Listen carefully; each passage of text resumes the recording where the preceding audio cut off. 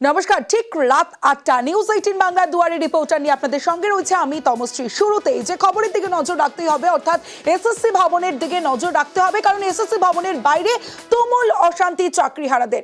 যে চাকরিহারারা একদিকে বৈঠক করছেন আর অন্যরা অপেক্ষা করছেন, তাদের একটাই দাবি, যোগ্য অযোগ্য তালিকা আজই প্রকাশ করতে হবে। ফের সন্ধ্যে যখন বিক্ষোভ দেখাতে শুরু করেন, সে সময় পুলিশ র্যাফের সঙ্গে রীতিমতো ধস্তাধস্তি চাকরিহারাদের এবং রীতিমতো উত্তেজনা পরিস্থিতির সৃষ্টি হয় সল্টলেকে এসএসসি ভবনের সামনের ছবিটা। তারপরে কিছুটা পিছু হটে পুলিশ, আর সেখানে এসএসসি ভবনের মূল গেটের সামনে বিক্ষোভে অবস্থানে বসে পড়েন চাকরিহারারা। একজন চাকরিহারা এই ধস্তাধস্তিতে অসুস্থ হন। কিন্তু প্রশ্ন হলো, যোগ্য অযোগ্য তালিকা কি প্রকাশ হবে? আজই প্রকাশ করতে হবে যোগ্য অযোগ্য তালিকা। আর এটা দাবিতেই সন্ধ্যের পর ফের উত্তপ্ত হয় আচার্য সদন।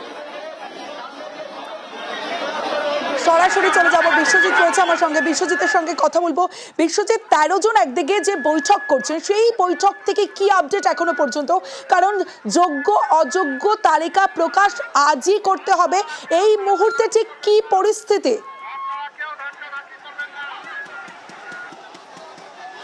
একদমই সেই তালিকার জন্যই এখন অপেক্ষমান যারা আন্দোলনকারী ছিলেন, সেই আন্দোলনকারীরা ইতিমধ্যেই তারা একেবারে গেটের সামনে চলে এসেছেন। অর্থাৎ নির্দিষ্ট যে সময়সীমা, অর্থাৎ আজ অফিস টাইমের মধ্যে এই তালিকা প্রকাশ করার কথা ছিল, এবং সেই তালিকা প্রকাশ করার যেহেতু হয়নি, এখনও পর্যন্ত 13 জন, যে 13 জন আন্দোলনকারী তারা গেছেন, কথা বলতে গেছেন, তারা তাদের সঙ্গে আলোচনা করছেন, কিন্তু এখনও পর্যন্ত যে আইনি জটিলতা, তার কারণে এই তালিকা এখনও পর্যন্ত আপলোড করা যায়নি। কিন্তু এই মুহূর্তে যা পরিস্থিতি, কিছুক্ষণ আগেই তুমি যেভাবে বললে তমশ্রী, যে আন্দোলনকারীরা যে একেবারে মেন গেট, সেই মেন গেটের সামনে আমরা কিছুক্ষণ আগেই দেখেছি তারা বসে পড়েছিলেন, তারা এখনও আন্দোলন করছেন। এবং এই মুহূর্তেও শুধুমাত্র মেন গেট নয়, মেন গেটের পেছন দিকে, অর্থাৎ পেছনের যে গেট রয়েছে, অর্থাৎ দুটো গেটই অবরুদ্ধ করে রাখা হয়েছে, এবং ভেতর থেকে যাতে কোনো স্টাফ এবং চেয়ারম্যান সহ কেউ যাতে না বাইরে বেরোতে পারে, অর্থাৎ যতক্ষণ না পর্যন্ত এই তালিকা প্রকাশ না করা হবে, অর্থাৎ যোগ্য অযোগ্য এই তালিকা যতক্ষণ না পর্যন্ত প্রকাশ করা না হবে, ততক্ষণ পর্যন্ত তাদের এই আন্দোলন চলবে। এবং এসএসসি অফিস থেকে, অর্থাৎ আচার্য সদন থেকেও কাউকে তারা বেরোতে বা ঢুকতে দেবেন না, এমনটাই তারা জানিয়েছেন আন্দোলনের কিছুক্ষণ আগেই। এই আন্দোলনকারীর যে আন্দোলন চলছে, ঠিক তার মধ্যেই কিছু যারা স্টাফ তারা বেরোতে চেষ্টা করেছিলেন, তখন আবার এই উত্তেজনার সৃষ্টি হয়। এবং এই পরিস্থিতিতে এই মুহূর্তে আন্দোলনকারীরা একেবারে গেট আটকে সেখানেই আন্দোলন করছেন। যোগ্য অযোগ্য তালিকা যতক্ষণ না পর্যন্ত আচার্য সদন থেকে প্রকাশিত হচ্ছে, আপলোড করার কথা ছিল, নির্দিষ্ট যে সময়সীমা তারাই দিয়েছিলেন, সেই সময়সীমার মধ্যে যেহেতু এখনও পর্যন্ত সেই যোগ্য অযোগ্য তালিকা প্রকাশ করা হয়নি, তাই এই যে আন্দোলনকারী শিক্ষকরা তারা এখনও পর্যন্ত আন্দোলনে রয়েছেন। এবং একেবারে এসএসসি ভবনের, অর্থাৎ আচার্য সদনের একেবারে মেন গেট, সেই মেন গেটের ছবি আরও একবার দেখাতে বলবো আমাদের ক্যামেরা পার্সন খোকনকে, যে একেবারে আচার্য সদনের মূল গেট, সেই মূল গেট আটকে যেমন বিক্ষোভ হচ্ছে, পাশাপাশি তার পেছনে যে ব্যাকসাইড গেট রয়েছে, সেই গেট আটকেও সেখানে বিক্ষোভ হচ্ছে। অর্থাৎ সব দিকে আন্দোলনকারীরা কার্যত এসএসসি ভবনের চারিদিক ঘেরাও করে রেখেছেন, এবং যতক্ষণ না পর্যন্ত তাদের যোগ্য অযোগ্য তালিকা সেটা আপলোড করা হচ্ছে এসএসসির ওয়েবসাইটে, ততক্ষণ পর্যন্ত এই যে আন্দোলন, সেই আন্দোলন তাদের চলবে। অর্থাৎ তাদের আন্দোলন শেষ হবে না, অর্থাৎ যতক্ষণ না পর্যন্ত এই যোগ্য অযোগ্য তালিকা প্রকাশ না হচ্ছে, ততক্ষণ পর্যন্ত এভাবেই তাদের আন্দোলন চলবে, এমনটাই জানাচ্ছেন আন্দোলনকারীরা। তমশ্রী, বিশ্বজিৎ সঙ্গে থাকো। যোগ্য অযোগ্য তালিকা প্রকাশের দাবি, আর সেই যোগ্য অযোগ্য তালিকা প্রকাশের দাবিতে আচার্য সদনে ফের উত্তপ্ত হয় পরিস্থিতি সন্ধ্যের পর। যে ছবিটা আপনারা দেখছেন এই মুহূর্তে, যে গেট, অর্থাৎ এসএসসি ভবনের যে গেট, সবকটা গেটের সামনেই চাকরিহারারা, সেই চাকরিহারারা তারা বিক্ষোভ দেখাচ্ছেন, তারা অবস্থানে অনড় রয়েছেন, কারণ যোগ্য অযোগ্য তালিকা প্রকাশ না করা পর্যন্ত তারা তাদের আন্দোলন চালিয়ে যাবেন। আমার সঙ্গে বিশ্বজিৎ রয়েছে, কথা বলবো বিশ্বজিতের সঙ্গে। বিশ্বজিৎ, এই যে দাবি করছেন চাকরিহারারা যে যোগ্য অযোগ্য তালিকা প্রকাশ করতে হবে, কিন্তু যোগ্য অযোগ্যর তালিকা কি আজই প্রকাশ হতে পারে? কতটা সম্ভাবনা রয়েছে? দেখো আজই প্রকাশ করার কথা ছিল, কিন্তু আরও একবার সেই ছবিটাই দেখাবো যে এই ছবিটা হয়তো আজ তাদেরকে এভাবেই আন্দোলনকারীদের তাদের এই যে বিক্ষোভ যে অবস্থান, তাদের এই বিক্ষোভ অবস্থানের মধ্যেও আজ সম্ভাবনা কিন্তু খুব কম যে তালিকা প্রকাশ করা, কারণ বেশ কিছু আইনি জটিলতা রয়েছে। আদালতের যে নির্দেশ, সেই নির্দেশক্রমে যেভাবে এই যোগ্য অযোগ্য সম্পূর্ণ তালিকা প্রকাশ করা কার্যত এসএসসির কাছে, অর্থাৎ এসএসসি কর্তৃপক্ষের কাছে সম্পূর্ণ তালিকা, অর্থাৎ যারা এই চাকরি হারিয়েছেন সেই 26,000 সেই চাকরিহারা যে শিক্ষক, তাদের সম্পূর্ণ যে তালিকা, সেই তালিকার মধ্যে থেকে যোগ্য অযোগ্য এভাবে ঠিক এই শব্দ বন্ধ রেখে তাদের তালিকা প্রকাশ করার ক্ষেত্রে বিভিন্ন আইনি জটিলতা রয়েছে, এমনটাই তাদের যে লিগাল এই যারা পরামর্শ নিয়েছেন, আইনজ্ঞদের সঙ্গে নানা পরামর্শ নেওয়া হয়েছে, আদালতের নির্দেশ এবং এই আদালতের নির্দেশের মধ্যে কি আইনি জটিলতা রয়েছে সেই সমস্ত প্রেক্ষাপট তুলে ধরে তারা নানা রকম আলোচনা করেছেন। কিন্তু যেভাবে আন্দোলনকারীরা চাইছেন সেইভাবে যোগ্য অযোগ্যকে পুরোপুরি আলাদা করে সেই তালিকা দেওয়া কার্যত এই মুহূর্তে আইনিভাবে সম্ভব নয় এসএসসির কাছে, এবং সেই কারণেই এসএসসি আজ এই তালিকা যে প্রকাশ করবে সেই জন্য আইনজ্ঞদের পরামর্শ নিয়েছিল, এবং সেই আইনজ্ঞদের পরামর্শ অনুযায়ী তারা যেখানে পৌঁছেছে সেখান থেকে এই যে বিভিন্ন পর্যায়ে কাউন্সেলিং এবং তারপর তাদের যে তালিকা, সেই তালিকা প্রকাশ করা কার্যত এসএসসির যে আইনজ্ঞ যারা আইনজীবী তারা পরামর্শ দিয়েছেন, এই সুপ্রিম কোর্টের যারা আইনজীবী তাদের সঙ্গে পরামর্শ নিয়েছেন। এখনও পর্যন্ত চূড়ান্ত সিদ্ধান্ত নিতে এসএসসি কর্তৃপক্ষ এখনও পর্যন্ত চূড়ান্ত সিদ্ধান্ত কোনো কিছু নিতে পারেনি যে আজই এই ধরনের তালিকা আপলোড হবে। তালিকা আপলোড হলো কি প্রেক্ষিতে এই তালিকা আপলোড হবে, অর্থাৎ যোগ্য অযোগ্য নাকি অন্য কোনোভাবে এই তালিকা প্রকাশ করা যেতে পারে, সেই সমস্ত বিষয় নিয়ে এখনো আলোচনা চলছে। অর্থাৎ স্বাভাবিকভাবে আজকে এই তালিকা প্রতি মুহূর্তের আপডেট দিতে থাকো এবং পরবর্তীতেও প্রতি মুহূর্তের আপডেট আমরা নিউজ 18 বাংলায় দেখাবো আমাদের দর্শকদের। আমাদের ধৈর্য অলরেডি শেষ, আমি ভেতরে যাইনি, শুনছি আমাদের মধ্যে বিভাজন করার চেষ্টা করছে, আমরা এটা মানবো না। ভেতর থেকে করছে, কমিশন করছে, কমিশন ওরা চাইছে, ওরা একবার গ্রুপ সি ডি কে আলাদা করে দিয়েছে, তারপর এখন চাইছে ফার্স্ট কাউন্সিলিং থার্ড, সেকেন্ড, থার্ডকে আলাদা রেখে ফোর্থ থেকে বলছে সব বাতিল। এটা হবে না, ওরা অ্যাকচুয়ালি প্রচন্ড পরিমাণে রাজনীতি করছে, এই রাজনীতিটা আমরা বুঝতে পেরে গেছি। কমিশন করছে, আমরা শেষ দেখে যাব। আজকে আমরা ভাঙবো এসএসসির অফিস, আমরা আজকে ভাঙবো এসএসসির অফিস, আমাদের মেরে ফেলেছে। এসএসসি ভবনের সামনে নতুন করে উত্তেজনা, এবং সেই নতুন করে উত্তেজনাতে তাদের যোগ্য অযোগ্য তালিকা আজই প্রকাশ করতে হবে সেই দাবিকে সামনে রেখে তারা বিক্ষোভ দেখাতে থাকেন। সেই সময় উত্তেজনা ছড়ায়। এই মুহূর্তে এসএসসি ভবনের মূল গেটের সামনে যারা আন্দোলনকারীরা রয়েছেন, চাকরিহারারা, তারা সেখানে রয়েছে। অন্যদিকে দুয়ারে রিপোর্টারে চলে যাব শিলিগুড়িতে, সেখানে শিক্ষকদের বদলি বিতর্কে শিলিগুড়িতে রীতিমতো বিক্ষোভ। প্রাথমিকের শিক্ষকদের, সেই শিক্ষকদের বদলি করে দেওয়া হচ্ছে বেআইনিভাবে মাধ্যমিক স্কুলে। প্রতিবাদে শিলিগুড়ি প্রাথমিক স্কুল কাউন্সিলের চেয়ারম্যানকে ঘিরে রীতিমতো বিক্ষোভ।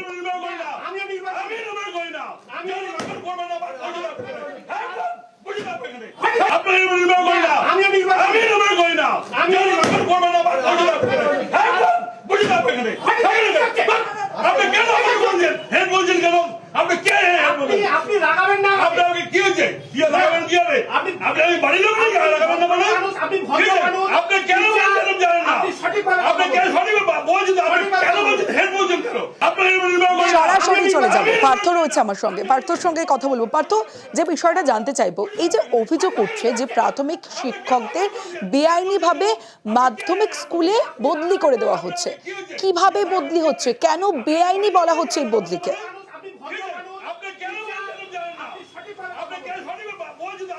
একেবারে তাই। তৃণমূল প্রভাবিত যে সংগঠন West Bengal primary teachers association, তাদের যেটা অভিযোগ যে শিলিগুড়ির খড়িবাড়ি ব্লকের এক শিক্ষককে বেআইনিভাবে নিয়ম বহির্ভূতভাবে কিন্তু তাকে প্রাইমারি টিচার, তাকে কিন্তু আপার প্রাইমারি অর্থাৎ মাধ্যমিক স্কুলে তাকে ট্রান্সফার করে দেওয়া হয়েছে। ইভেন যে বেশ কয়েকজন শিক্ষকের কিন্তু 2-3 মাসের ব্যবধানে একাধিক স্কুলে অ্যাটাচমেন্ট করা হয়েছে। এই অভিযোগ তুলেই কিন্তু আজ তৃণমূল কাউন্সিলর পুরসভার শিক্ষক নেতা রঞ্জন তানভীর শর্মার নেতৃত্বে কিন্তু এই বিপিটি তারা অভিযান হ্যাঁ, চালায় পারতো। এই স্কুল কাউন্সিলের অফিসে, এবং সেখানে কিন্তু চেয়ারম্যান, প্রাথমিক শিক্ষা সংসদের চেয়ারম্যান তাকে ঘেরাও করে বিক্ষোভ দেখায় এবং রীতিমতো এই তৃণমূল কাউন্সিলরকে দেখা যায় যে আঙুল উঁচিয়ে টেবিল চাপড়ে কিন্তু তাকে বিক্ষোভ করে দেখা, যা নিয়ে কিন্তু যথেষ্ট শঙ্কিত হয়ে ওঠেন প্রাথমিক শিক্ষা সংসদের চেয়ারম্যান। তিনি যদিও যাবতীয় যে দাবি উঠেছে অযৌক্তিক দাবি বলে তিনি উড়িয়ে দিয়েছেন, উল্টে তিনি আজকের এই শিক্ষক সুলভ আচরণ পাননি, যথেষ্ট অপমানিত হয়েছেন, এমনটাই কিন্তু তিনি অভিযোগ করেছেন। এর আগেও এই রঞ্জনশীল শর্মা উনি সব পারেন, উনি হাই স্কুলে পড়াতে পারেন, উনি একটা স্কুলে 5 জন টিচার 4 জনকে সিসিএল এ পড়াতে পারেন, তারপরে উনি বলেন ওনার মতন যোগ্য চেয়ারম্যান আর কেউ নাই। তার জন্য আমি প্রপোজ করতে চাই সরকারের কাছে যে ওনাকে একটা নোবেল পুরস্কার, শিক্ষারত্ন, একটা কিছু দেওয়া হোক। আমরা তো এটাও আশা করি না একজন শিক্ষক উনি প্রাইমারি চেয়ারম্যানের উপরে আরেকজন শিক্ষকের উপরে নির্বিচারে অত্যাচার করে যাবে, এটাও একটা শিক্ষকের কাছ থেকে আমরা তো আশা করিনি। আমরা কামনা করি যে একজন শিক্ষক যখন কাউন্সিল অফিসে আসবে তখন একটু ভালো করে কথা বলবে, মানে শালীনতা বজায় রেখে সবকিছু হবে।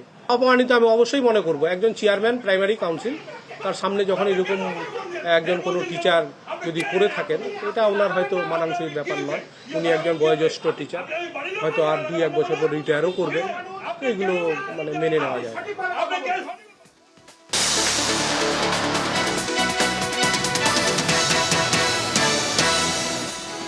দুয়ারের রিপোর্টারে এবার হাওড়া ডোমজুরের দিকে নজর রাখবো। রাসায়নিক কারখানায় আগুন। ডোমজুরের রাসায়নিক কারখানায় দাউ দাউ করে আগুন জ্বলতে থাকে, বিধ্বংসী আগুন, যে ছবি আপনারা দেখছেন, এবং ঘন্টার পর ঘন্টা ধরে আগুন জ্বলতে থাকে। শুধু যে কারখানায় আগুন লেগেছে না তাই নয়, পাশের হোগলা বন সেটাতেও জ্বলতে থাকে এবং দাউ দাউ করে সেই আগুন জ্বলতে থাকে। রাসায়নিক কারখানায় আগুন হাওড়ার।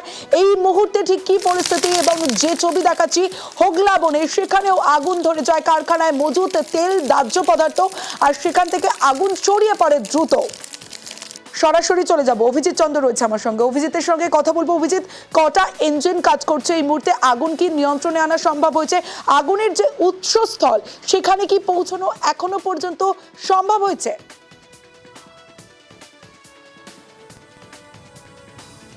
তমশ্রী, 2:30 নাগাদ আগুন লেগেছে এমনটাই প্রাথমিকভাবে জানা গেছে, এবং হাওড়া ডোমজুর উত্তর জাফরদহ এখানে যে কেমিক্যাল কারখানা, একটা কেমিক্যাল রাসায়নিক কারখানা যেটা রং তৈরিতে কাজে লাগে, এবং ঠিক উল্টো দিকে আরেকটা রাসায়নিক রং তৈরির কারখানা, এবং এই দুটি কারখানাতেই আগুন লেগেছে বলে প্রাথমিকভাবে জানা গিয়েছিল। এবং তারপরে দমকলের প্রথমে 5টি ইঞ্জিন, পরে ধাপে ধাপে এখন এই মুহূর্তে 18টি ইঞ্জিন কাজ করছিল, এবং এখন দমকলের দাবি যে আগুন প্রায় নিয়ন্ত্রণে। শুধুমাত্র উৎসস্থল, অর্থাৎ যে রাসায়নিক কারখানা, সেই রাসায়নিক কারখানার যে উৎসস্থল সেখানে আগুন এখনো নিয়ন্ত্রণে সম্পূর্ণ আসেনি। বাকি সমস্ত জায়গায়, অর্থাৎ পাশের যে রং কারখানা এবং যে হোগলা বন, ঘাসের জঙ্গল, সেই সর্বত্রই আগুন নিয়ন্ত্রণে চলে এসেছে, সেইখানে আগুন আর নেই। তবে যে ঘটনা যে এখানে জলাজমি ভরাট করে, বেআইনিভাবে জলাজমি ভরাট করে এবং কোনো রকম কেমিক্যাল ফ্যাক্টরি কর্মীরা সব স্ট্রাইকে আছে, যার জন্য এখানে ভয়াল কিছু ঘটনা ঘটেনি। তবে ভেতরে ওনারা বলছেন যে ইলেকট্রিক শর্ট সার্কিটের জন্য লেগেছে। কারখানা চালু ছিল না, কারখানা চালু কারখানা, মানে আজ 2-3 দিন হলো এদের স্ট্রাইক চলছে। পরিস্থিতি আপনারা সামনে দেখতে পাচ্ছেন, অনেকটা আগুন নিয়ন্ত্রণে আছে, বাট এটা একটু সময় লাগবে, কারণ কেমিক্যাল ফ্যাক্টরি তো ওখানে নিভাতে গেলে আর একটু সময় লাগবে। বাট এখন কোনো রিস্ক আমরা দেখছি না, ফায়ার অনেকটাই কন্ট্রোলে এসছে। কেউ কি কোনো রকম কোনো ইনজুরি বা কিছু আছে? এখনো পর্যন্ত আমাদের কাছে কোনো খবর নেই। ফায়ার কমপ্লিটলি নিভে গেলে তারপরে ভিতরে গিয়ে আমরা ফাইনালি চেক করব, বাট আমাদের কাছে যা ইনফরমেশন আছে ভিতরে কেউ ট্র্যাপড নেই। বাট ওটা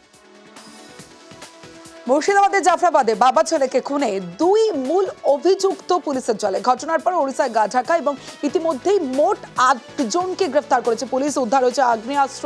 সরাসরি চলে যাব, প্রণব বন্দ্যোপাধ্যায় রয়েছে। প্রণব, এই 8 জনের খোঁজ পুলিশ কিভাবে পেল?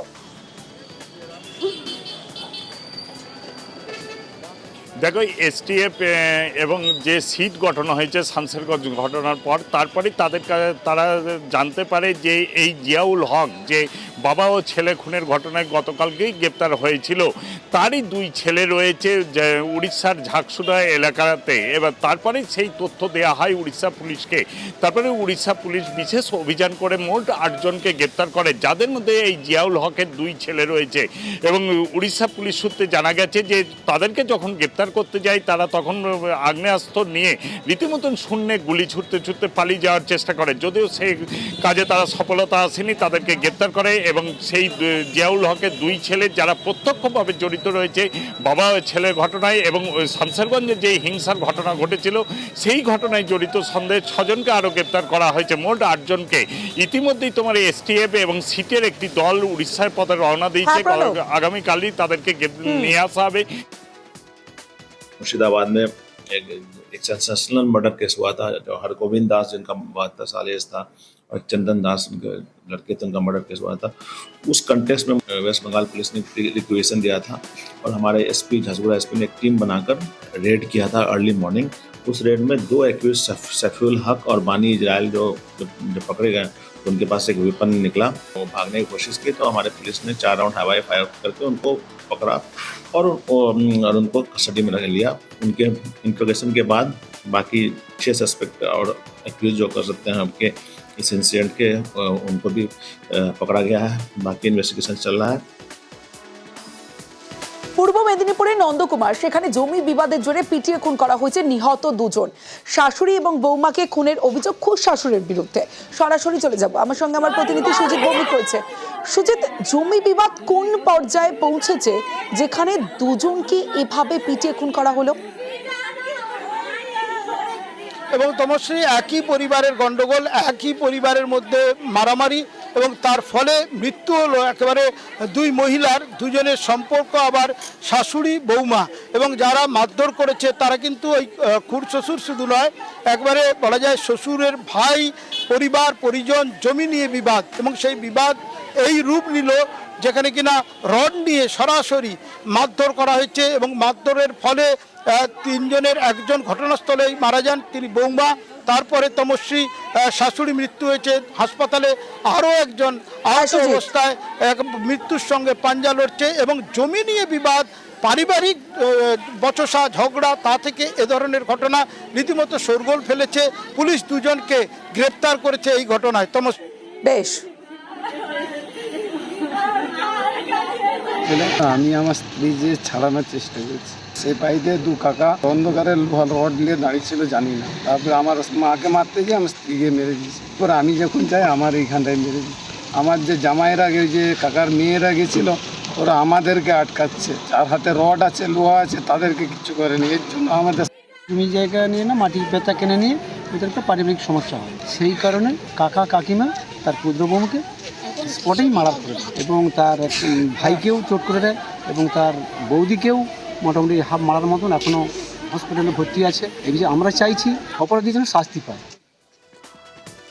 ভিন রাজ্যে বাংলার পরিযায়ী শ্রমিককে খুন, নিহত যুবক ধূপগুড়ির বারঘড়িয়ার ভেমটিয়ার বাসিন্দা। 2 মাস আগে কেরলে কাজ করতে যান সুশান্ত রায় এবং ছেলেকে খুন করা হয়েছে খবর পান বাড়ির লোক এবং ইতিমধ্যেই কেরল পুলিশ 1 জনকে গ্রেফতার করেছে। রকি চৌধুরী রয়েছে আমার সঙ্গে। রকি, যে বিষয়টা জানতে চাইবো যে বাংলা শ্রমিক ভিন রাজ্যে কাজে গেলে সেখানে কি এমন কি পরিস্থিতি হলো যেখানে খুন হতে হলো ছেলেকে? এখনো পর্যন্ত কি জানতে পারছো পরিবার সূত্রে? পুলিশের তদন্তে যে 1 জনকে গ্রেফতার করা হয়েছে সেই বাকে। তমশ্রী, তোমাকে বলে রাখতে চাইবো, বাড়তি উপার্জনের তাগিদেই কিন্তু পরিযায়ী শ্রমিক হিসাবে পাড়ি দিয়েছিলেন ধূপগুড়ি বারঘড়িয়া গ্রাম পঞ্চায়েতের ভেমটিয়াপাড়ের সুশান্ত রায় কেরলে। সেখানে কিন্তু সে মিস্ত্রির কাজ করতেন এবং গতকাল রাতে বাড়িতে ফোন আসে যে তার মৃত্যু হয়েছে। এই ঘটনায় রীতিমতো শোকের ছায়া গোটা এলাকায়। পরিবার সূত্রে জানানো হয়েছে 2 মাস আগে সুশান্ত কেরলে কাজ করতে গিয়েছিলেন এবং গতকাল রাতে 2টোর দিকে যখন তার জামাইবাবু বাড়িতে ফোন করে জানান, সে সময় তিনি জানান যে সে যে ঘরে ছিলেন সেই ঘরে প্রচণ্ড আওয়াজ হচ্ছিল এবং সেখানে কিন্তু বারবার করে চিৎকার শুনতে পাচ্ছিলেন। তিনি যখন সেখানে গিয়ে দাঁড়ান এবং সেই সময় গিয়ে দেখতে পান যে তাকে ধারালো অস্ত্র দিয়ে আঘাত করা।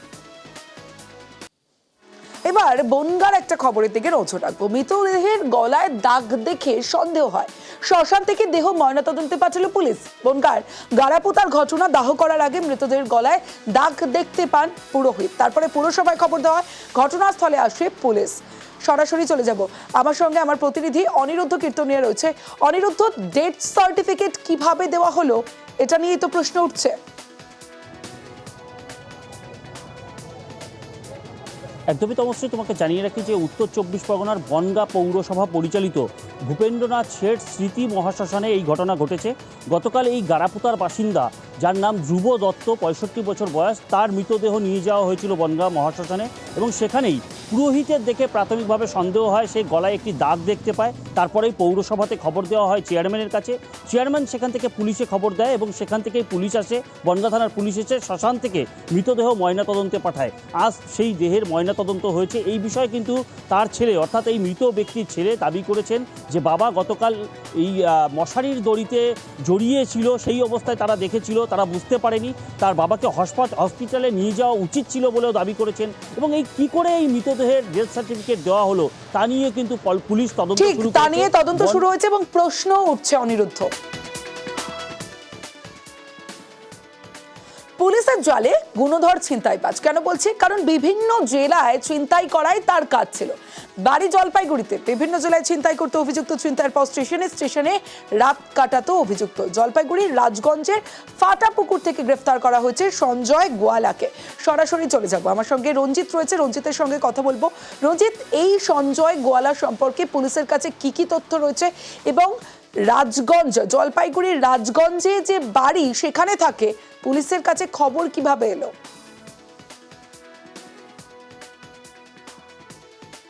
দেখো, গত কয়েক মাস ধরে নদিয়ার রানাঘাট পুলিশ জেলার শান্তিপুর, হরিণঘাটের সব বিভিন্ন জায়গায় ছিনতাইয়ের ঘটনা ঘটছিল। মূলত ছিনতাইগুলো হচ্ছিল ব্যাংক থেকে যারা টাকা তুলে বাড়ি ফিরছিলেন, বিশেষ করে যারা বয়স্ক মানুষ রয়েছে তাদেরকে টার্গেট করে ছিনতাই করা হতো। এবং গত কয়েক মাস ধরে পুলিশ কিন্তু কোনোভাবেই ছিনতাইকারীকে ধরতে পারছিল না, কারা এর সাথে যুক্ত বা কে যুক্ত সবটা নিয়ে কিন্তু পুলিশ ধোঁয়াশার মধ্যে ছিল। কিন্তু পুলিশ এই একেবারে নাচরবান্ধা ছিল যে এই ঘটনার পূর্ণতা করতে হবে এবং এই ঘটনাকে ধরতে হবে, কারা এর সাথে যুক্ত রয়েছে। একাধিক অভিযোগ আসছিল বারবার এবং একটি সূত্র ধরে পুলিশ এই সঞ্জয় গোয়ালার সন্ধান পায় এবং জলপাইগুড়ি জেলা থেকে তাকে গ্রেপ্তার করে। এবং যে জানতে পারা যাচ্ছে, পুলিশ যে দাবি করছে যে এই সঞ্জয় ট্রেনে করে বিভিন্ন জেলায় গিয়ে সেখানে স্টেশনে রাত কাটাতো এবং সেখানে স্টেশনে শৌচাগার ব্যবহার করার পরে সেখান থেকে বেরিয়ে লোকালে হোটেলে খাওয়া দাওয়া করে তার অপারেশন শুরু হতো। সারাদিন বিভিন্ন ব্যাংকে, ছোট বড় শহরগুলিকে টার্গেট করে সেখানে এইভাবেই ছিনতাই করতেন এবং রাত কাটাতেন স্টেশনে। অবশেষে এই গুণধর ছিনতাইবাজ পুলিশের জালে। জল নিয়ে রাজনীতি কেন বলছি? কারণ হরিনাম সংকীর্তনে বিজেপি বিধায়ক অগ্নিমিত্রা পলজাবায় জলের ট্যাঙ্কার সরবরাহ বন্ধ করে দেওয়ার অভিযোগ রয়েছে। আর তার প্রতিবাদে বিক্ষোভ রাস্তায়, জলের ড্রাম নিয়ে, বালতি নিয়ে বিক্ষোভ প্রতিবাদ, সেই ছবি আপনারা দেখছেন। সরাসরি চলে যাব, দীপক রয়েছে আমার সঙ্গে। দীপক, কার বিরুদ্ধেই জল বন্ধ করে দেওয়ার অভিযোগ রয়েছে এবং তার কি বক্তব্য, আর বিক্ষোভকারীরা তারা কি বলছেন? দেখো, একেবারে বিক্ষোভকারীদের অভিযোগ হচ্ছে যে হরিনাম কীর্তন হচ্ছিল, সেইখানে সবাইকে আমন্ত্রণ জানানো হয়েছিল, বিধায়ককেও আমন্ত্রণ জানানো হয়েছিল। সেই আমন্ত্রণ পেয়ে বিধায়ক আসাতেই কাউন্সিলরের রোষ কাটল গ্রামবাসীদের উপরে। 56 নম্বর ওয়ার্ডে রুইদাস পাড়াতে এই ঘটনা ঘটেছে এবং গত 5 দিন ধরে পানীয় জলের যে ট্যাঙ্কারে সরবরাহ করা হতো, সেই পানীয় জলের ট্যাঙ্কারের জল সরবরাহ বন্ধ করে দিয়েছে কাউন্সিলর, এমনটাই অভিযোগ করছে গ্রামবাসীরা। যদিও এই অভিযোগ মানতে নারাজ স্থানীয় কাউন্সিলর তৃণমূল, তারা পাল্টা দাবি যে ট্যাঙ্কারে করে পানীয় জল সরবরাহ হতো এই গ্রামে, সেই পানীয় জল ট্যাঙ্কার খারাপ হয়ে যাওয়ার কারণে এই পানীয় জল সমস্যা হয়েছিল কয়েকদিন। এইবার আজ থেকে আবার পুনরায় পানীয় জলের সমস্যা মিটে গেছে সেই এলাকাতে। বেশ, ধন্যবাদ দীপক। পশ্চিম মেদিনীপুরের সবঙ্গে চলে যাব দুয়ারে রিপোর্টারে। কালবৈশাখীর দাপট, আর সেই দাপটে চাষের ব্যাপক ক্ষতি। বিপর্যস্ত পশ্চিম মেদিনীপুরের সবং, যে ছবি আপনারা দেখছেন, করুণ ছবি। বৃষ্টির জেরে পাকা ধান কাটার আগেই জলের তলায়। সরাসরি চলে যাব, আমার সঙ্গে দিগ্বিজয় মাহালি রয়েছে। দিগ্বিজয়, এ তো ব্যাপক ক্ষতি, এই ক্ষতি সামলাবেন কিভাবে কৃষকরা?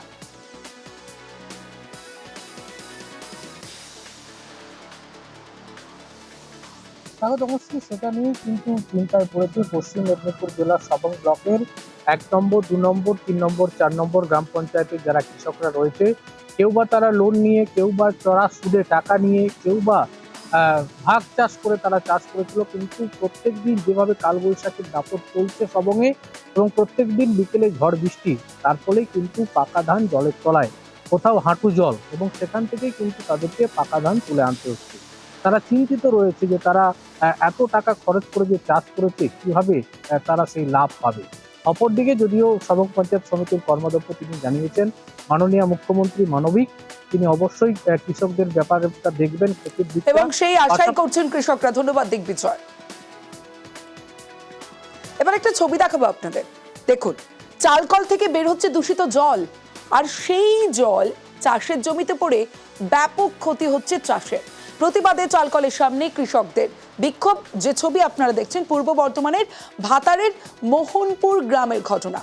সরাসরি যাব, আমার সঙ্গে প্রতিনিধি শরদিন্দু রয়েছে, কথা বলবো শরদিন্দুর সঙ্গে।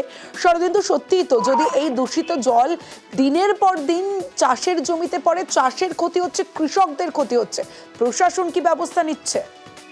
দেখো, এলাকার বাসিন্দারা যেটা বলছেন যে এটা মাসের পর মাস ধরেই এই সমস্যা চলছে, কারণ এই যে নোংরা কালো জল তা ধান জমিতে চলে আসছে, এর ফলে যেমন উর্বরতা শক্তি কমছে, তেমনি ধান কাটার সময় শুকনো মাটি যখন দরকার তখনও জমি ভিজে থাকছে, এর ফলে সমস্যা হচ্ছে এবং এলাকার পুকুরেও চাষ করা যাচ্ছে না। সব মিলে তারা স্থানীয় পঞ্চায়েত থেকে শুরু করে স্থানীয় প্রশাসন সবাইকেই জানিয়েছে, কিন্তু কাজের কাজ কিছু হয়নি।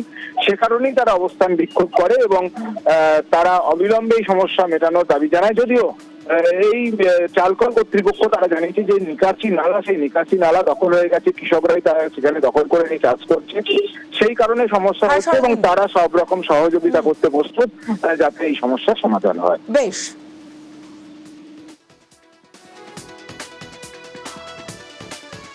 দুয়ারে রিপোর্টারে এবার আরো একটা ছবি দেখাবো আপনাদের। দেখুন, রাস্তার উপর জমে রয়েছে নোংরা জল।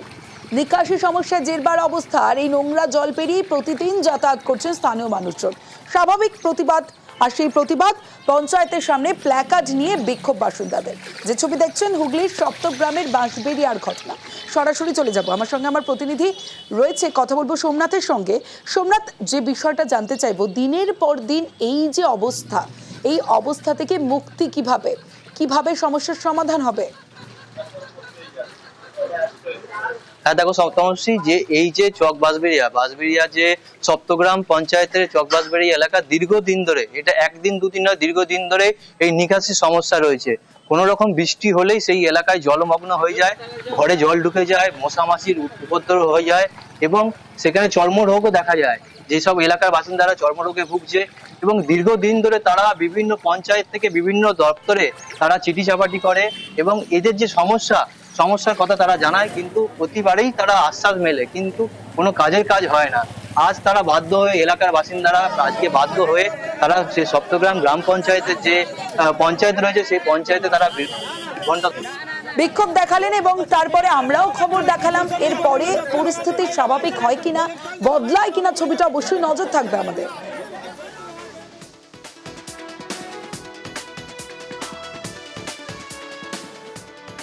পুরুলিয়ায় যত্রতত্র আবর্জনা পড়ে রয়েছে। কেন জানেন? কারণ সাফাই কর্মীদের কর্মবিরতি চলছে 6 দিন ধরে, আর সেই দুর্ভোগের ছবিটা দেখুন। কর্মবিরতি সাফাই কর্মীদের, আর অন্যদিকে এই দুর্ভোগে বাসিন্দারা, কারণ এইভাবেই রাস্তার ধারে আবর্জনায় ভর্তি। সরাসরি চলে যাব, ইন্দ্রজিৎ মণ্ডল রয়েছে। ইন্দ্রজিৎ, সাফাই কর্মীরা এই যে কর্মবিরতির ডাক দিয়েছেন 6 দিন ধরে, আর যার ফলে পুরুলিয়ার যে অবস্থা, সাফাই কর্মীরা কর্মবিরতির ডাক দিলেন কেন, কি দাবি তাদের? দেখো তমশ্রী, এই সমস্যা দীর্ঘদিন চলে আসছে এবং এই প্রায় ওরা কর্মবিরতির ডাক দেয় এবং তারপরেই পৌরসভা তাদের বকেয়া বেতন দেয়। ফলে এবারও ঠিক একই পরিস্থিতি তৈরি হয়েছে। তাদের যে বকেয়া বেতন রয়েছে তার দাবিতে তারা একেবারেই কর্মবিরতির ডাক দিয়েছে এবং 6 দিন ধরে কর্মবিরতির জেরে একেবারেই শহরের বিভিন্ন রাস্তায় আবর্জনা স্তূপ হয়ে রয়েছে, দুর্গন্ধ ছড়াচ্ছে, রাস্তায় একেবারে হাঁটা চলা যাচ্ছে না, শহরময় আবর্জনা ভর্তি রয়েছে এবং এই পরিস্থিতি স্বাভাবিক করার জন্য রীতিমতো পৌরসভা বারে বারে তাদের সঙ্গে আলোচনা করছে, কিন্তু তারা কোনোভাবেই শুনতে চাইছে না। তাদের মূল বক্তব্য, তারা যে সামান্য, অর্থাৎ যে সামান্য বেতনে তারা সাফাই কর্মীরা কাজ করেন, সেই বেতনও তাদের দেওয়া হচ্ছে না। যতদিন না বেতনের সমস্যার সমাধান হবে তারা সাফাই করবেন না। এবার দেখো, আইসিডিএস সেন্টারে অনিয়মের অভিযোগ। নির্দিষ্ট সময়ের পরেও সেন্টারে ঝুলছে তালা। সোমবার আচমকা সেন্টারগুলিতে অভিযান পঞ্চায়েত প্রধান, উপপ্রধানের। জলপাইগুড়ির বিভিন্ন জায়গায় এই ঘটনা ঘটলো। আর তারপর কি হলো, সরাসরি চলে যাব, আমার সঙ্গে আমার প্রতিনিধি রয়েছে, কথা বলবো, শান্তনু রয়েছে। শান্তনু, তারপর কি হলো? দেখো, প্রশাসনিক স্তরে তিনটি কিন্তু আজকে পঞ্চায়েতের তরফ থেকে কিন্তু পরিদর্শন করা হয় এবং তিনটি আইসিডিএস সেন্টার দেউনিয়াপাড়া, শানুপাড়া এবং সরকারপাড়া, তিনটি আইসিডিএস সেন্টার পরিদর্শনে দেখা যাচ্ছে কোথাও 1 ঘন্টা পর, কোথাও 1.5 ঘন্টা 2 ঘন্টা অপেক্ষা করে থাকার পরেও কিন্তু আইসিডিএস সেন্টার খোলা হয়নি।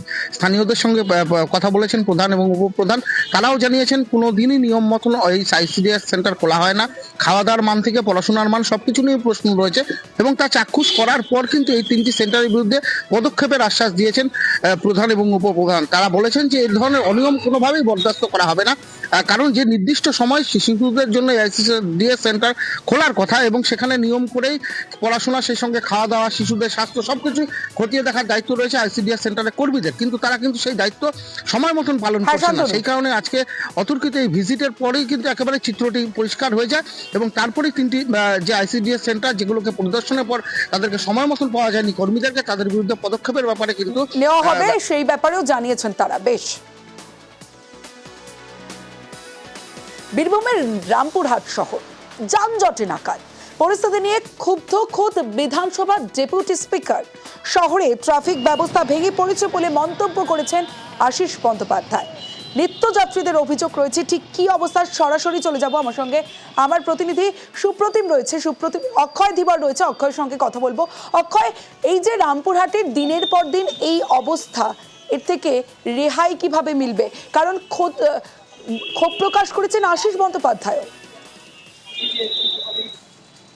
দেখো, তোমাকে জানিয়ে রাখি 14 নম্বর জাতীয় সড়কের ওপর যে রামপুরহাট মেডিকেল কলেজ ও হাসপাতাল আছে, সেই রাস্তাটি কিন্তু দীর্ঘদিন থেকে কিন্তু একদম ট্রাফিক ব্যবস্থা ভেঙে পড়েছে। 300 মিটার রাস্তা যেতে প্রায় সময় লেগে আছে 30 মিনিটের ওপর। এবং যারা নিত্যযাত্রী তারা কিন্তু ক্ষোভ প্রকাশ করছেন যে প্রায় প্রতিদিনই এখানে কিন্তু ট্রাফিক ব্যবস্থা ভেঙে পড়েছে এবং প্রতিটা মানুষ সেখানে কিন্তু এই গরমের ফলে দীর্ঘক্ষণ ধরে অপেক্ষা করছেন এবং তার ফলে সমস্যার মধ্যে পড়তে হচ্ছে, এমনকি অ্যাম্বুলেন্সকেও দাঁড়িয়ে পড়তে হচ্ছে সেই যানজটে। এবং এই যানজটের যে সমস্যা সত্যিকারই আছে তা বিধায়ক আশিস বন্দ্যোপাধ্যায় তিনি নিজে মন্তব্য করেছেন। বেশ, ধন্যবাদ অক্ষয়। গাছ কাটা নিয়ে বীরভূমে নেতাদের দ্বন্দ্বের ট্রেন। নেতাদের বিরুদ্ধে সিউড়ি 2 নম্বর ব্লক কার্যকরী সভাপতির কাছে নালিশ জানালেন আদিবাসীরা। সরাসরি চলে যাব, সুপ্রতিম রয়েছে। সুপ্রতিম, কি বক্তব্য আদিবাসীদের, কি জানালেন তারা? দেখো, আদিবাসীরা বীরভূমের এই যে সিউড়ি 2 নম্বর ব্লকের যে তৃণমূল নেতারা রয়েছে তাদের কাছে অভিযোগ জানালো যে 2020 সালে তাদের যে শ্মশান এবং শ্মশান লাগোয়া যে গাছ, সেই গাছ কেটে নিয়েছে তৃণমূলেরই সেখানকার স্থানীয় বুথ সভাপতি সহ এখন যিনি প্রধান আছেন তিনি। তবে এটা নিয়ে কিন্তু যেটা হয়েছে যে তারা কিন্তু ইতিমধ্যে তদন্ত শুরু করেছে, কিন্তু এর মধ্যে কিন্তু তৃণমূলের গোষ্ঠীদ্বন্দ্ব দেখছে রাজনৈতিক মহল। তার কারণ তারা বলছে যে ব্লক সভাপতির বিরুদ্ধে অভিযোগ, তিনি বলছেন যে 2020 সালের ঘটনা এতদিনে কেন, এবং এই নিয়ে কিন্তু ইতিমধ্যেই কিন্তু একটা চাপানুতো শুরু হয়েছে তৃণমূলের দুই পক্ষের মধ্যে। বোঝা যাচ্ছে। 8টা থেকে 9টা